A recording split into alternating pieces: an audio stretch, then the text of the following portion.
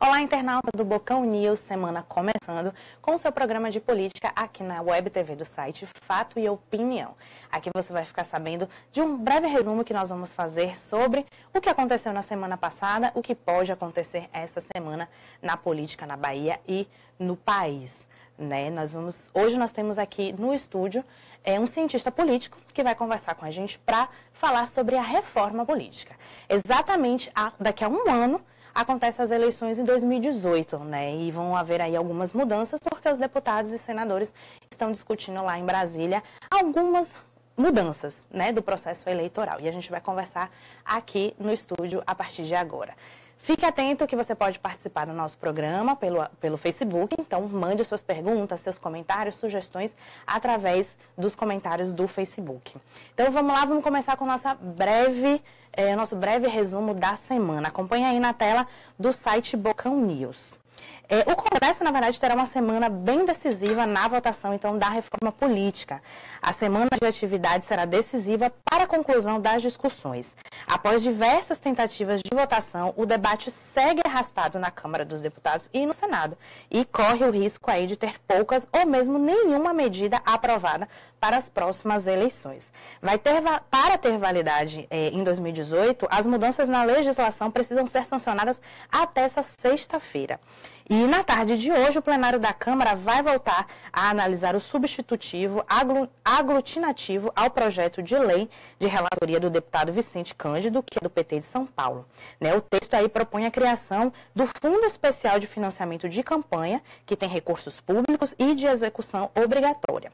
Parlamentares tentaram apreciar a medida na semana passada, mas por falta de consenso, o próprio relator pediu que a análise fosse adiada. Além do fundo público para as campanhas, o projeto também regulamenta a forma de arrecadação de doação de pessoas físicas e os limites para gastos com a campanha já nas eleições em 2018 para cada cargo em disputa. O PL ainda define algumas regras como o horário de veiculação de propaganda eleitoral, campanha na internet, incorporação no texto legal da proibição de doações de pessoas jurídicas, criação de outras formas de arrecadação de doações e pesquisas eleitorais e participações em debates. É o que a gente vai falar aqui no estúdio. Lembrando também que, na semana passada, a segunda denúncia apresentada pela Procuradoria-Geral da República contra o presidente Michel Temer pelos crimes de obstrução de justiça e organização criminosa foi lida no plenário da Câmara dos Deputados. A leitura foi pela segunda secretária da mesa, a deputada Mariana Carvalho. A solicitação do Supremo Tribunal Federal para que os deputados analisem se autorizam o prosseguimento da acusação na Justiça chegou à Câmara na última quinta-feira, que foi no dia 21. E o processo, entretanto, só pode ser lido porque na sexta-feira o quórum mínimo foi de 51 deputados para abrir uma sessão, não foi alcançado. No inquérito, Temer é acusado de tentar obstruir a justiça e liderar organização criminosa. Mais ou menos um breve resumo aí, porque a gente vai centrar esforços hoje para falar sobre a reforma política. Temos aqui no estúdio o professor do Departamento de Ciência Política e do Programa de Pós-Graduação em Ciências Sociais da UFBA, Jorge Almeida. Boa tarde. Boa tarde, Juliana. Boa tarde, internautas que estão aí assistindo o programa Fato e Opinião, aqui no Bocão News. Estamos aqui para tentar explicar para a população. É muito complicada a situação. É verdade. Vamos começar, então, com um breve resumo que o senhor pode fazer. O que o senhor está visualizando, o que realmente vai mudar, o que tem mudado, só um breve resumo, porque aí a gente vai passar passo a passo para a gente falar para as pessoas que estão aí em casa o que vai mudar e o que não muda, Porque é uma reforma, a gente brinca falando que é uma micro-reforma política, É isso, é começar por aí, Houve muita discussão, muitas polêmicas, etc., mas no fim as mudanças não foram muito significativas. Isso porque há uma dificuldade muito grande dos parlamentares brasileiros fazerem uma reforma política efetiva que visasse democratizar mais o processo político, democratizar mais a participação do cidadão de modo geral, não só no processo eleitoral, mas de modo geral na vida política do país. E isso fica muito dificultado porque, na verdade, a maioria dos partidos e a grande maioria dos parlamentares, ao fazer uma reforma política, ao discutirem as diversas propostas dentro da reforma política, estão menos preocupados num projeto que seja melhor para o povo e melhor para a nação, melhor, que viabiliza a melhor participação política, e, na verdade, estão mais preocupados em saber qual é a reforma que vai ajudar ou vai atrapalhar a sua próxima eleição, seja para deputado, seja para governador, senador. Então, eles ficam, portanto, desenvolvendo um processo de discussão muito fisiológico, muito pragmático, voltado a seus interesses particulares e não voltados a um processo de democratização da vida política. Por isso que a gente vê toda essa dificuldade de se chegar a acordos, mesmo a votações, em cima de projetos que sejam mais abrangentes de uma reforma política, que o que seria interessante, considerando que há uma crítica muito grande do povo brasileiro ao processo político que nós realizamos, é que houvesse, de fato, uma reforma política que viesse garantir uma maior possibilidade de participação do eleitorado, não só no momento de votar, mas também antes da votação, no sentido de influenciar a vida política do país e dos governantes e dos parlamentares, e depois da eleição, no controle desses parlamentares e desses governadores, prefeitos, presidente da República. E, entretanto, o processo se restringiu muito mais a uma reforma eleitoral, e mesmo assim parcial, do que efetivamente uma reforma política mais abrangente. Como é que a população poderia participar desse processo, né? Porque foi tão cobrado em 2013, com várias manifestações nas ruas, a população realmente foi para a rua, que foi o que culminou nessa iniciativa da reforma política. Mas o que a população, de fato, pode fazer, né? Via referendo, plebiscito, como é que a população poderia contribuir? Além da participação cotidiana via as organizações da sociedade civil, se organizando, pressionando, indo para as ruas, que eu acho que esse é um elemento muito importante, indispensável na vida política, do ponto de vista institucional, mais especificamente, nós teríamos, em primeiro lugar, os plebiscitos e referendos, né? Acho que uma verdadeira democratização da vida política requer que o povo tenha direito de decidir diretamente aquelas questões que são mais importantes para a vida política. Então, acho que o plebiscito e o referendo seriam elementos importantes para serem praticados de forma mais regular em nosso país, toda vez que houvesse alguma coisa realmente fundamental, abrangente para ser decidida. A outra questão importante é o controle dos executivos eleitos. Num regime presidencialista, que esse controle e a possibilidade de uma destituição institucional e legal de um presidente não ficasse somente numa situação de corrupção, de crime de responsabilidade, como aconteceu nos dois casos que nós tivemos no Brasil mais recentemente. Ou seja, que o povo, na medida em que um presidente, um governador, um prefeito, não cumpra aquele programa que ele anunciou quando foi eleito, quando fez a campanha, pudesse ser destituído num processo eleitoral. Que pudesse haver uma quantidade básica de eleitores que reivindicasse esse processo, e que então pudesse haver uma votação se esse mandato devia continuar ou não. Eu acho que essa maneira, num regime presidencialista, melhor para que se possa fazer um controle a posteriori da eleição dos candidatos majoritários.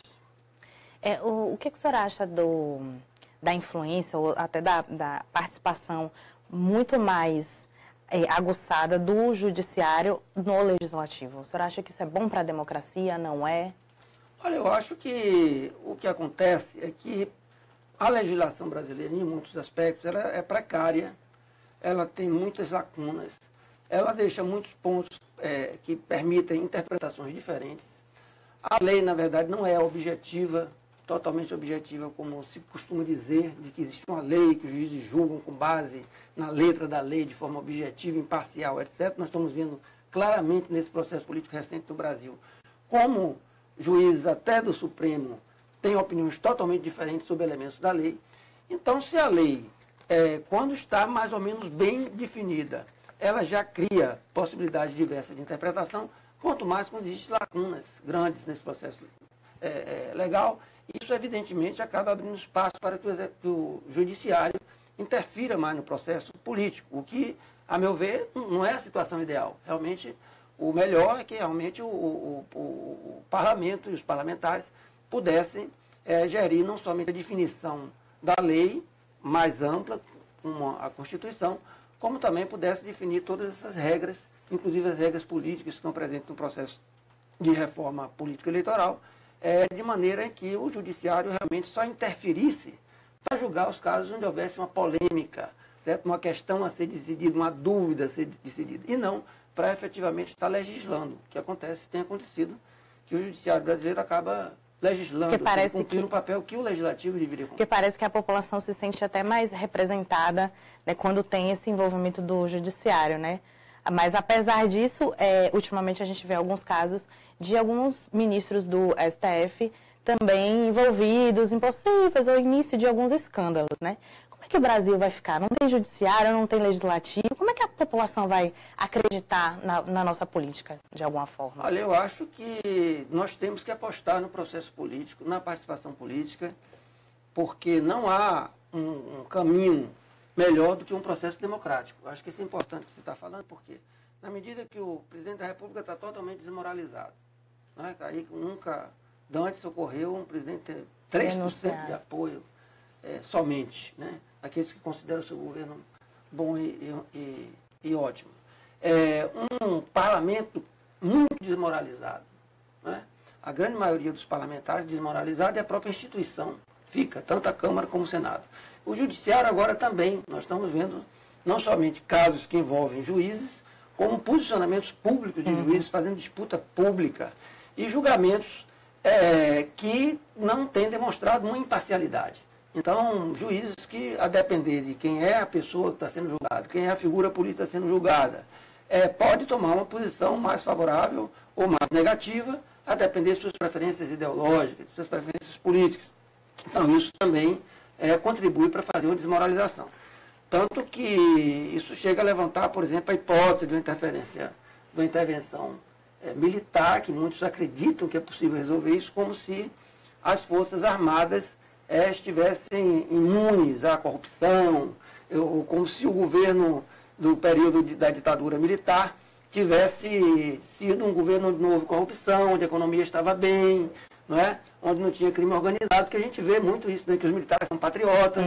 E, na verdade, o que nós vimos durante o período da ditadura militar foi que os principais esquemas de corrupção, de empreiteiras e outras, nasceram durante a ditadura, né?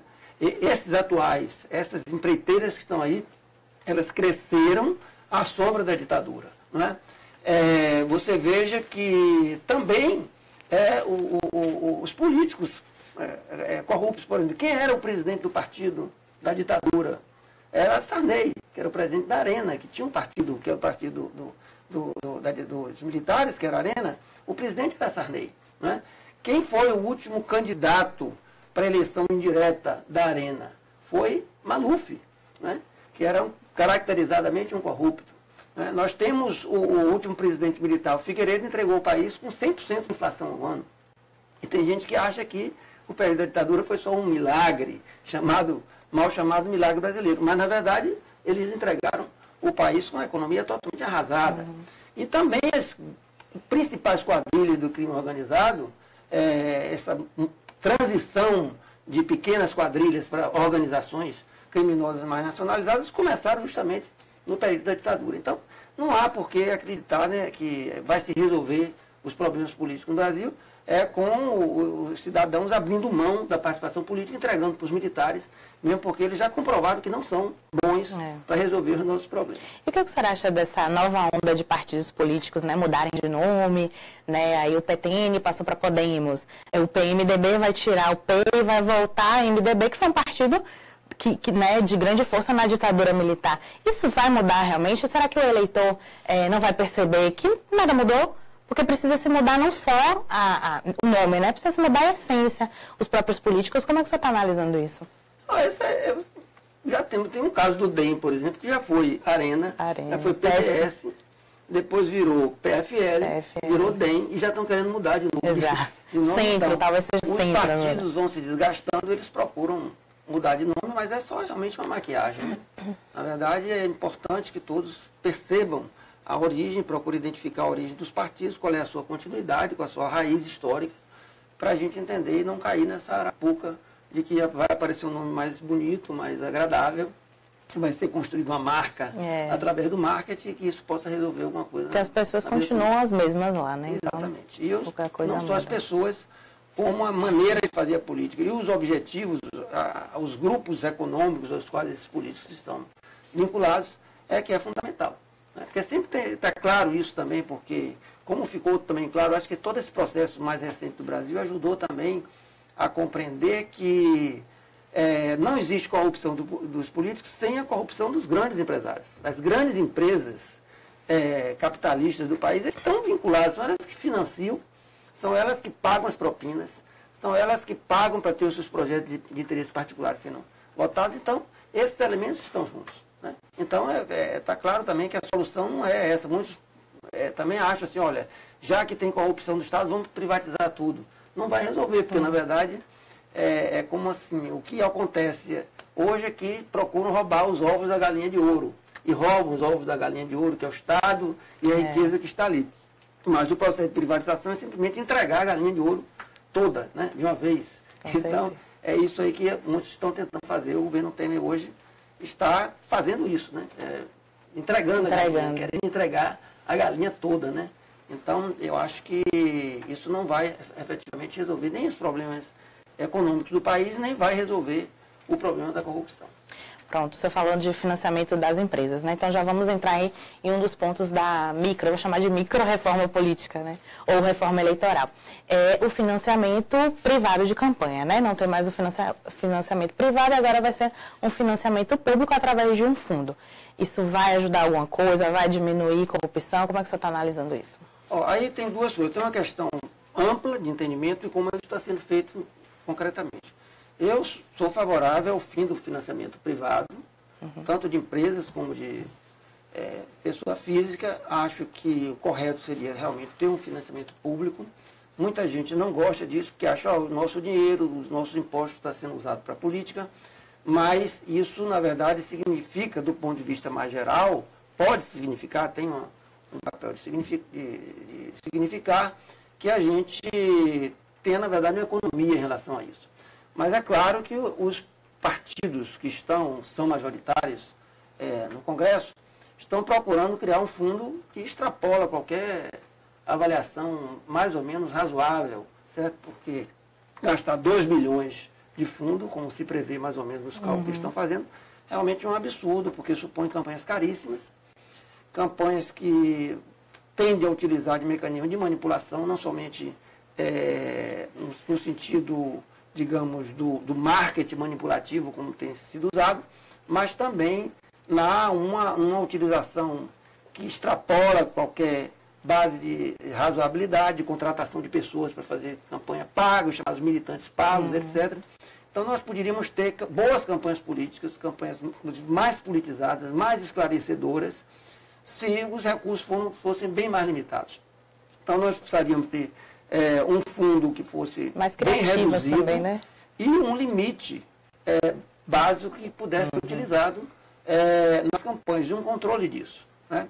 Então eu acho que é isso. Eu sou favorável que haja, acho que é melhor que haja um fundo público de campanha para impedir essa manipulação, essa compra dos parlamentares e dos partidos pelas grandes empresas, mas é preciso que haja uma redução a um valor máximo razoável, não somente do conjunto do fundo, como também um limite para as campanhas políticas concretas que vão sendo realizadas a cada eleição. Certo. Um outro ponto que foi aprovado, né, na Câmara dos Deputados, mas vai passar ainda para o Senado, é a questão das coligações, né, que é um texto da reforma que é a que está mais adiantada nesse caso, né? A PEC, uma proposta de emenda à Constituição, ela prevê o fim das coligações proporcionais a partir de 2020. Né? O texto também estabelece aí a adoção de uma cláusula de desempenho que atingiria principalmente os partidos nanicos. O que é essa cláusula, o que é o fim das coligações, para o senhor explicar, e a cláusula de desempenho? Veja bem, essas são duas medidas que têm o objetivo original de intenção de reduzir o número de partidos. Ela parte do suposto de que o problema político brasileiro e o problema eleitoral são os pequenos partidos.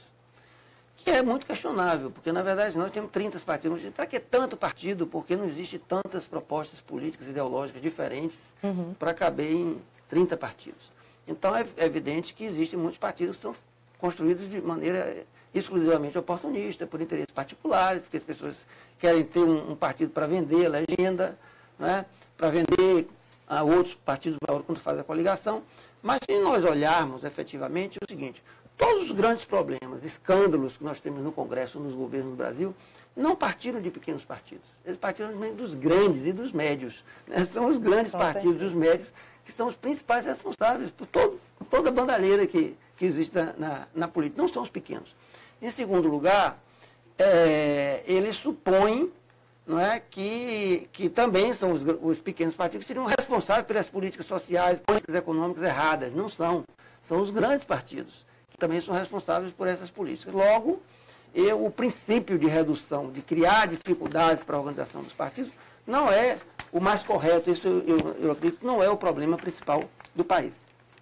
Entretanto, nessas duas medidas que aí você citou, existe uma que é o fim das coligações proporcionais, que eu considero que é uma medida correta, porque o que é a coligação proporcional? É a possibilidade dos partidos se juntarem, não somente para eleger governador, prefeito e presidente, que é a coligação majoritária, mas também para viabilizar a eleição de parlamentares. Então, e aí o que é que acontece? É que acaba se juntando diversos partidos, muitas vezes sem nenhuma identidade política e ideológica, somente para garantir a eleição de um vereador, de um deputado estadual, de um deputado federal.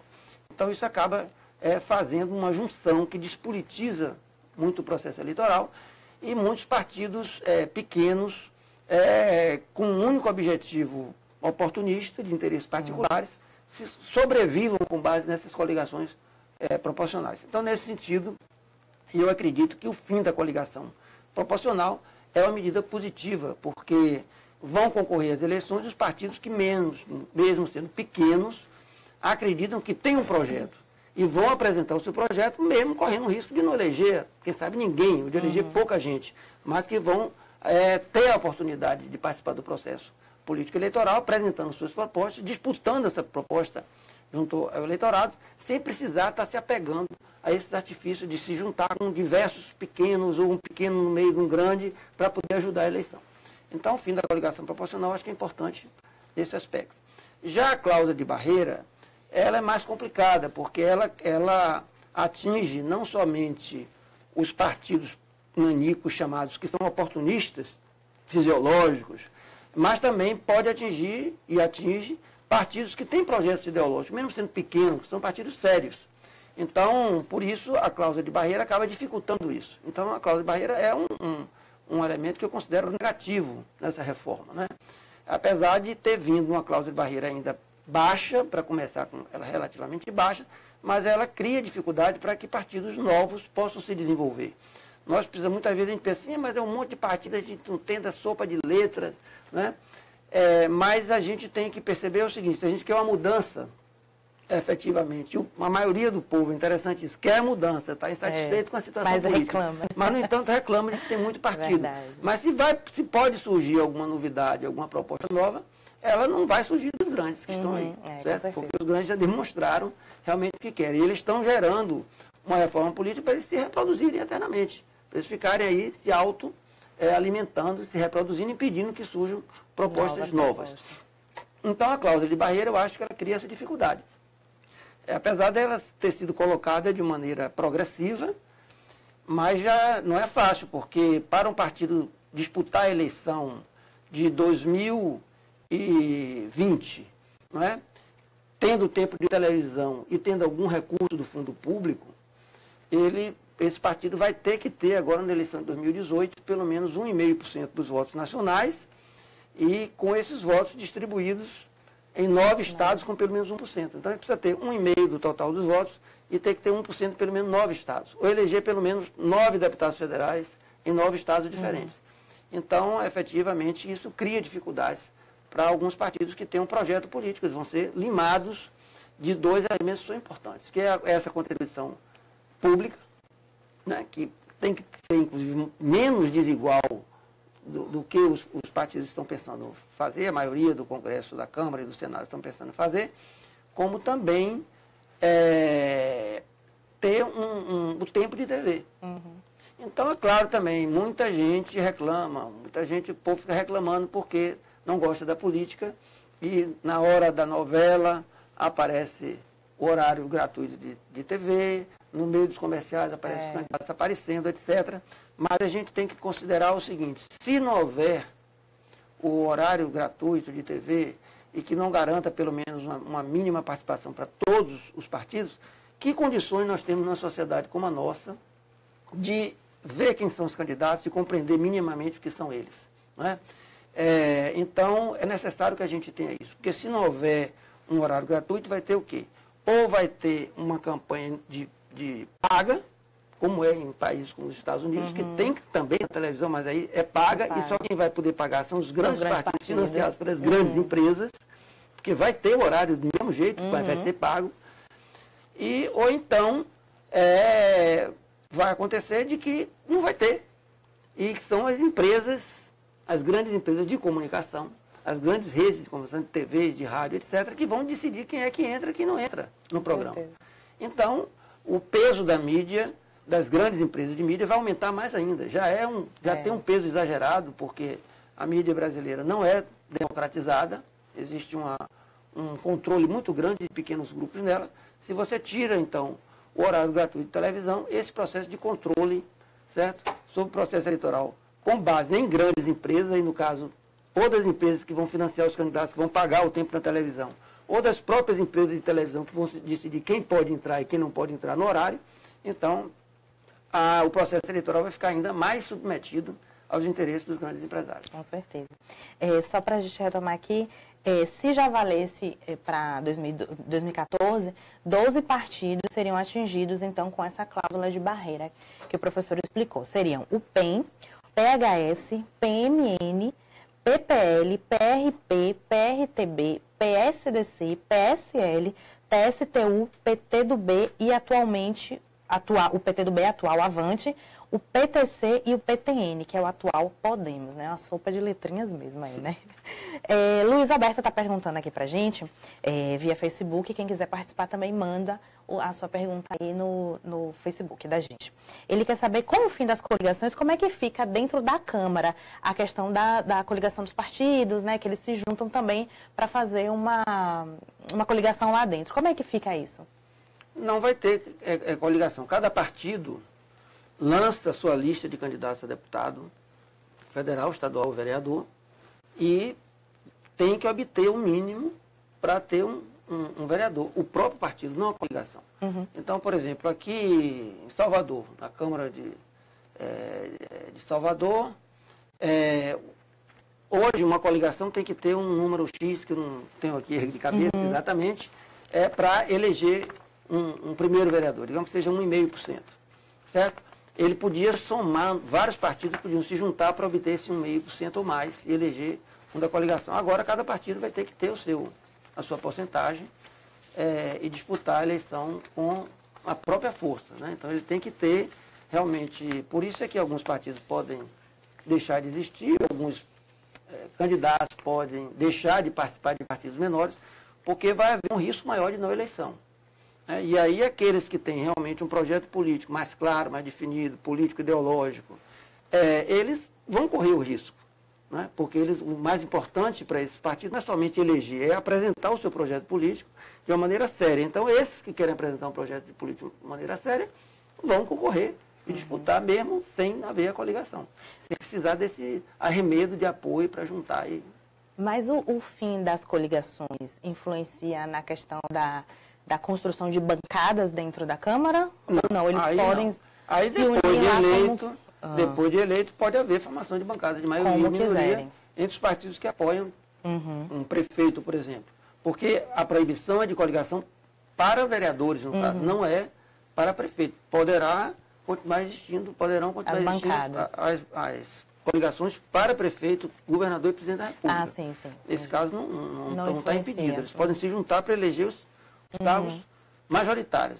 Vai haver o impedimento dessa somatória de votos despolitizada para eleger vereador, deputado estadual e federal. Entendi.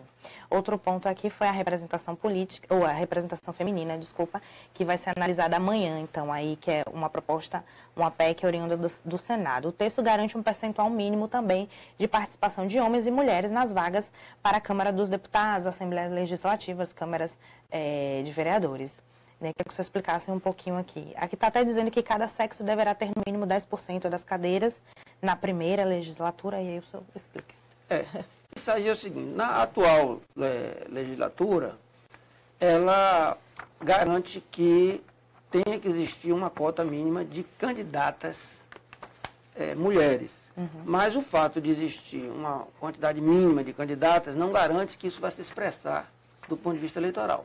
Então, o que tem acontecido muitas vezes é que os partidos botam, muitas vezes, várias mulheres somente para somar, porque é obrigado a ter, mas sem condições de fazer a disputa política e sem que elas tenham um apoio efetivo do partido para que possam disputar essas vagas existentes. Então, o que se reivindica, que o movimento de mulheres tem reivindicado, é que haja também uma cota garantida para o número de parlamentares eleitos, que seja reservado uma parte dos eleitos mínimo que sejam de mulheres. Entendi. Tem algum outro ponto que o senhor considera que deveria se realmente fazer na reforma política? Algum ponto que não está sendo discutido? Olha, eu acho que o que é que nós temos aí, já citei aqui, né, o problema do referendo do plebiscito, que eu acho que ficou totalmente fora, mas que devia estar dentro. Eu acho que é importante que se garanta uma melhor distribuição do tempo de TV e do fundo partidário, né, para que realmente haja maior democratização e que o eleitorado possa verificar e ver melhor as propostas que existem, não ficar aqueles candidatos que têm 10 segundos, né, e os outros têm 3, 4, 5, 10 minutos, quando juntam nas coligações, totalmente desproporcional. Eu acho que era um elemento importante, difícil de se resolver. Eu acho que teve um outro tema que acabou não passando, que foi o de transformar a eleição proporcional no distritão ou no voto distrital. Eu acho que, felizmente, não teve um desenvolvimento positivo, a aprovação disso, porque isso também prejudicaria a eleição de minorias. O voto proporcional, ele tem uma vantagem que é o seguinte: todos os partidos que conseguirem pelo menos um mínimo de votos, eles entram. Né? Então, como eu disse aqui, se um partido tiver 1,5% de votos em Salvador, ele consegue eleger um vereador, pode ser um só, mas tem uma representação. Mas se for um vereador combativo, tiver proposta, tiver vinculado aos interesses populares, né? Tiver desvinculado de interesses financeiros, etc., tiver vinculado a grupos que tenham propostas sociais, de políticas sociais mais diversas, etc., ele pode cumprir um bom mandato, certo? Se for criado, a mesma coisa para deputado estadual ou federal, tem o mesmo significado. Se fosse criado o voto distrital ou distrital misto, ia ter uma parte, os votos, em vez de serem proporcionais em relação, por exemplo, tirando a média do conjunto da cidade, a cidade seria distribuída em distritos. E em cada distrito disputaria, cada um teria um voto. Então, em tese, com o voto distrital, pode até acontecer de um partido que tenha, digamos, 50% dos votos, ficar com todos os vereadores. Porque se ele ganhar em todos os distritos, certo? Com um pouquinho mais, com 51%, 52%, 49% mais abstenções, ele faz a bancada. Então, o voto distrital, ele tende a ser antidemocrático, na minha opinião, porque ele dificulta a presença das minorias, que são as oposições, que tem ali, que tem que ter uma presença para fiscalizar, para colocar as propostas, para disputar e ter condições de crescer, não é? Se tem propostas que sejam aceitas pelo povo. Então, esse é um problema. E o distritão, ele descaracterizaria o projeto político, transformaria a eleição apenas numa eleição de indivíduos, né? E aí ia facilitar justamente a eleição de celebridades que não têm vida política, ou a reprodução daqueles que já estão lá, né? Então, parlamentares que já têm uma vida pública, já têm uma imagem construída, têm um apoio material forte, têm máquina do Estado e da Prefeitura, etc., fazendo campanha, eles iam ficar se reproduzindo eternamente, sem dar condições de fluir, de haver um processo de renovação política. Então, o voto proporcional, que acabou ficando assim, por enquanto, espero que realmente não mude, é mais democrático, ele permite mais, oxigenar mais a vida política. Uhum. Bom, nosso programa, infelizmente, está chegando ao final. Muito bom esse debate aqui, professor. Muito obrigada, muito esclarecedor. Mas fica uma dica, né, que foi o que a gente conversou aqui. Não adianta a população só reclamar, fechar os olhos e virar as costas para a nossa política. A gente tem que participar e quanto mais a gente participa, mais a gente tenta aí, combater a corrupção dos políticos, porque a nossa única ferramenta é o voto, né? 2018 está chegando, então eu espero que você pense direitinho, procure observar as características do seu candidato, fique de olho mesmo, porque é só assim que a gente pode minimamente tentar mudar um pouco do nosso país, né, não, professor? É isso aí. Muito obrigado, Juliana, e obrigado ao Fato e Opinião e Bocão News pela oportunidade de estar aqui fazendo esse debate político. Muito obrigada mesmo. Fato e Opinião fica por aqui, então voltamos na semana que vem, toda segunda